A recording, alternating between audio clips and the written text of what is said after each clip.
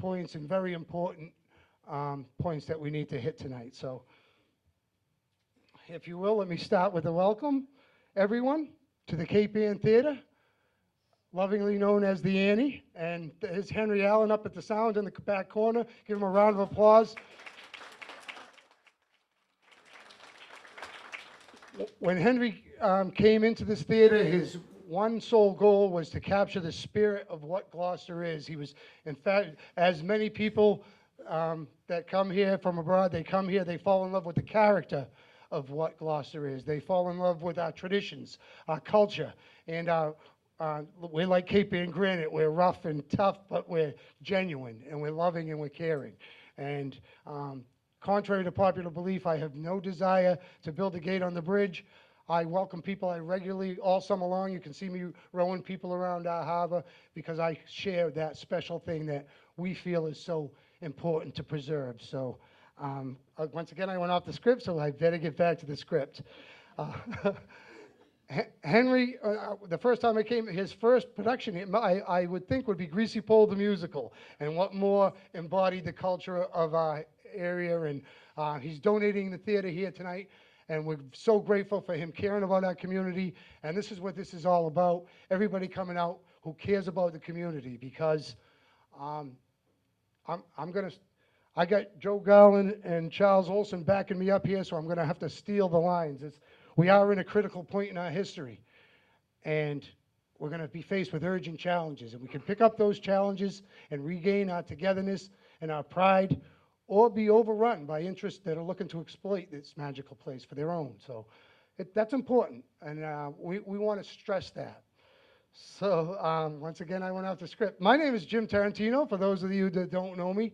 Most of you probably do. I've always been a loudmouth advocate for seine boat races and St. Peter's Fiesta, international dory races, all the cultural events that I hold so dear and we all hold so dear. So those of you who don't know me, you might have heard some nasty things that just aren't true. You know, and that's a big part of what we're here tonight. We want to dispel.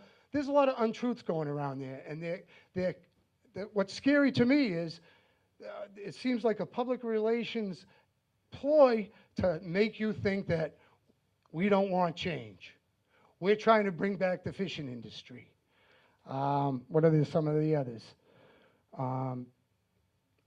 We want to build a gate on the bridge and not let anybody else in and just keep this Gloucester. Nothing could be further from the truth. And the way we're going to run this show tonight, we're going to have a couple of speakers to dispel those myths. Nothing could be further from the truth. The people that want to protect the working waterfront are going to eagerly urge the city to bring change. There are a lot of maritime uses that need to be, the Maritime Summit proved this fall. There are a lot of real good uses that we got to go out and get. Now, that's not going to just drop in our lap like a couple of bags full of money. It's going to have to be worked for. The experts that were here at the Maritime Summit urged the mayor, hire somebody now. Go out and make these maritime clusters happen. The money is out there in federal and state grants. The universities are out there eager to have their students have programs to participate in. There's scientists all around here from Woods Hole, and what better resource than Gloucester's Harbor to bring those clusters all together. And that is what we're going to try to prove to you tonight, ladies and gentlemen. That is the path that Gloucester has to take. Because if you take away the working waterfront, you take away what Gloucester is. And that's the bottom line. And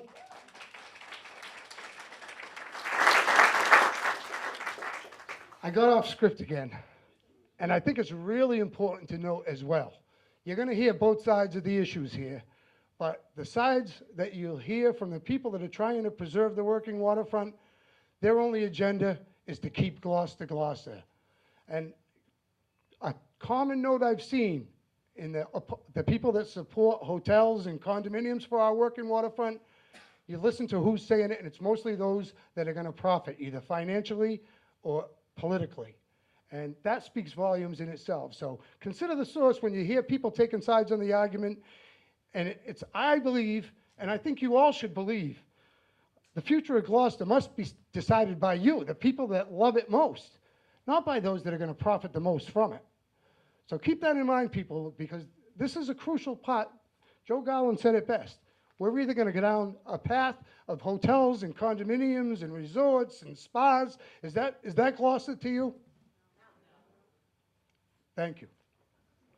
So without further ado, I get passionate, I get off thing. I'm going to introduce to you a couple of people who've worked hard preserving the working waterfront for years and years and years, and more modern pursuits of saving the working waterfront.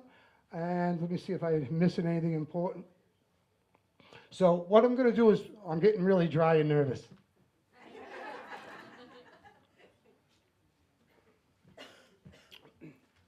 As we stated, this is going to be a public forum. I'm going to have a couple of speakers speak briefly on the behalf of the people that are trying to preserve the working waterfront, and then we're going to open up the floor to everybody and anybody that wants to have something to say on either side of the thing.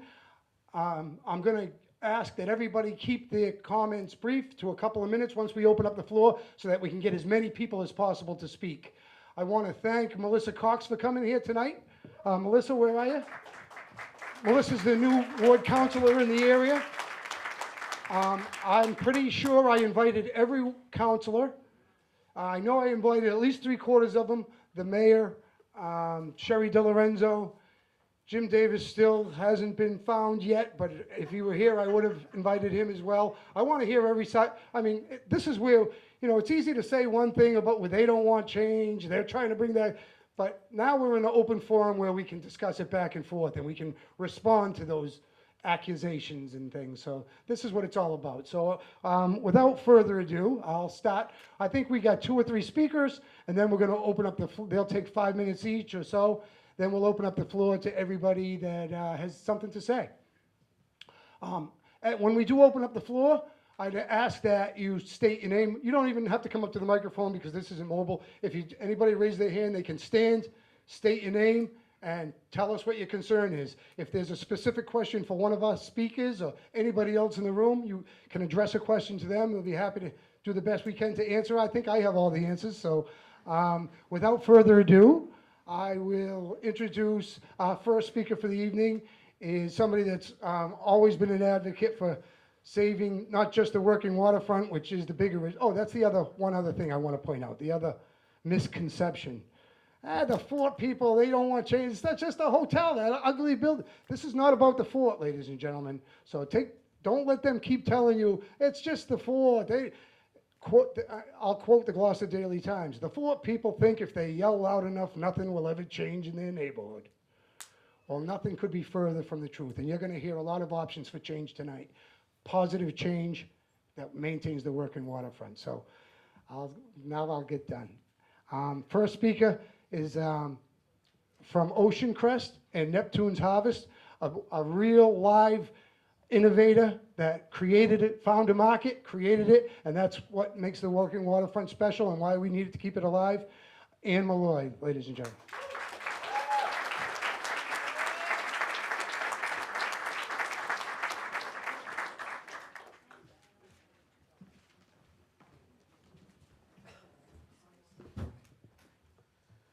Hi, I was just told Steve LeBlanc did come, so we have another ward councilor here. Where is he? Sorry, Steve, I didn't see you. So I'm going to go over just a little bit about the past rezoning attempts, because a lot of people are new here and don't really know the whole history of what happened and what's brought us here today. This started about 5 years ago when the mayor and community development director hired 2 different out-of-town groups to make plans for the fort, and they came up with these drawings, and they pretty much spent $55,000 of the taxpayers' money here in Gloucester to hire these people to come up with these designs for the fort. But never once did they drive down Commercial Street, see what was going on there, get the community's opinion, input, nothing. So when we finally were aware that they were trying to rezone the fort, we went to the meeting, and there were all these drawings on these big clipboards showing what was completely unrecognizable as a working waterfront, didn't resemble the fort in any way, had high-end hotel, fancy boutiques, all these little shoppers and tourists walking around what we thought was our marine industrial park. So it didn't fit in, and it went down in flames. They tried really hard to rezone it. They brought in all sorts of people, and the community was outraged because it definitely didn't fit into what we wanted there or what working waterfront was compatible with.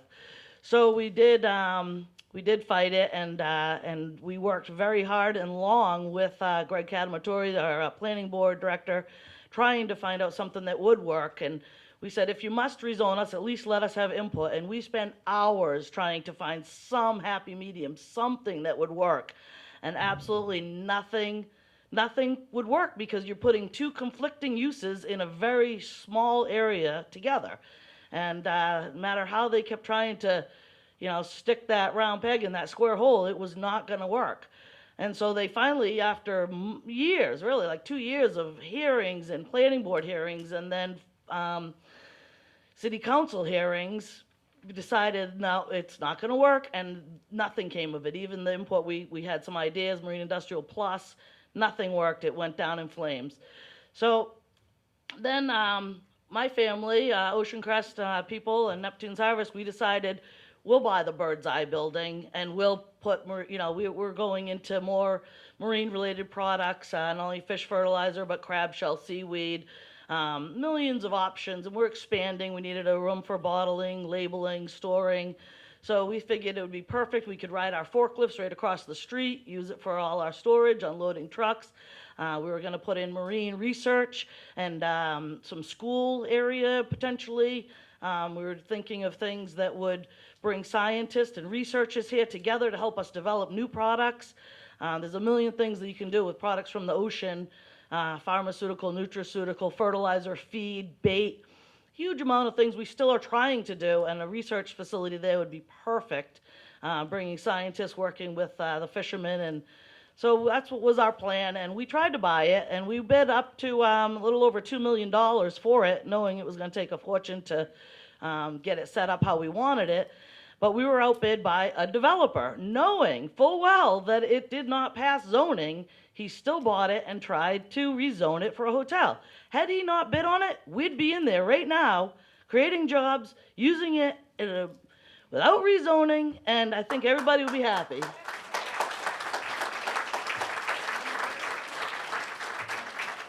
So I don't want to hear there's nothing that can go in there, because that's just not true.